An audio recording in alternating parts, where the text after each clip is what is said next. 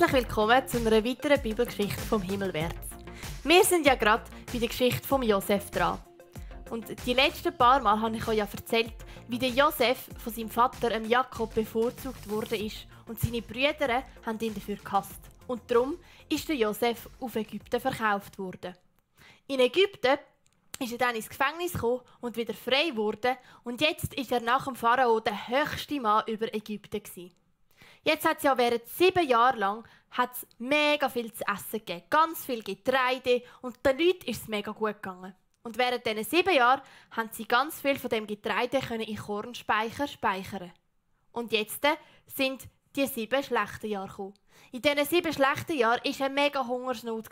Und in Ägypten und auf der ganzen Welt haben sie nichts mehr zu essen gehabt. Und jetzt haben sie ja in Ägypten das Korn gespeichert in den 7 guten Jahren. Und das Korn haben sie jetzt eben kaufen. Die Leute sind also aus der ganzen Welt auf Ägypten gegangen und haben dort das Korn gekauft. Und auch der Jakob hat gehört, dass es in Ägypten wieder Korn gegeben hat zum Kaufen. Darum hat er seine Brüder auf Ägypten geschickt. Und er hat gesagt, hey, geht auf Ägypten, geht Getreide kaufen, wir haben kein Essen mehr da. Und der jüngste Sohn von Jakob, das war der Benjamin.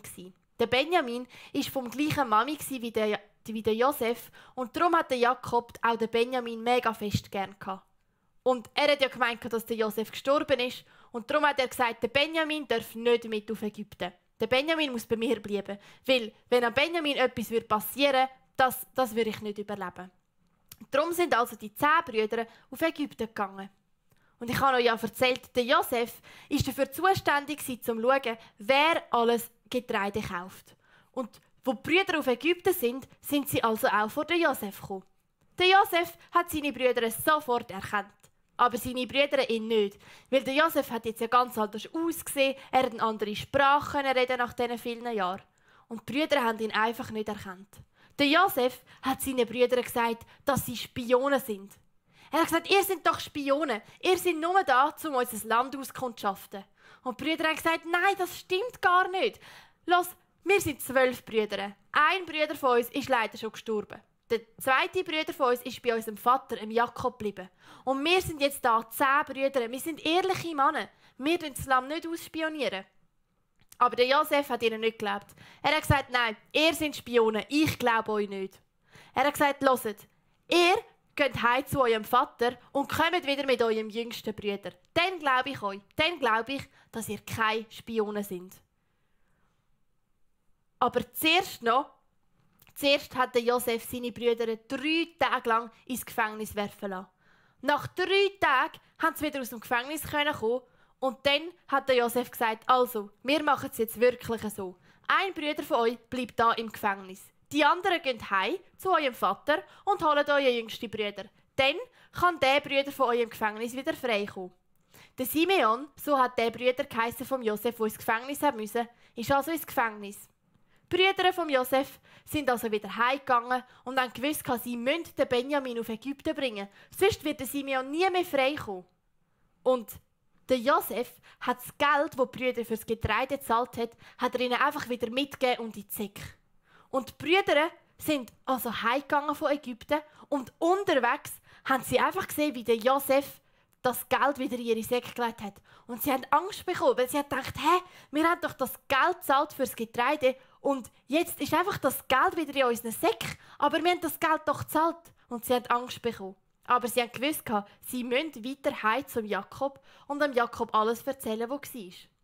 Und dann sind sie beim Jakob angekommen und haben ihm erzählt, der Herrscher dort in Ägypten, der hat uns mega unfreundlich behandelt. Er hat gesagt, wir seien Spione. Er hat uns nicht geglaubt, dass wir ehrliche Männer sind. Er hat gesagt, dass wir den Benjamin auf Ägypten mitnehmen müssen. Erst dann wird der Simeon, unser Bruder im Gefängnis, wieder frei werden.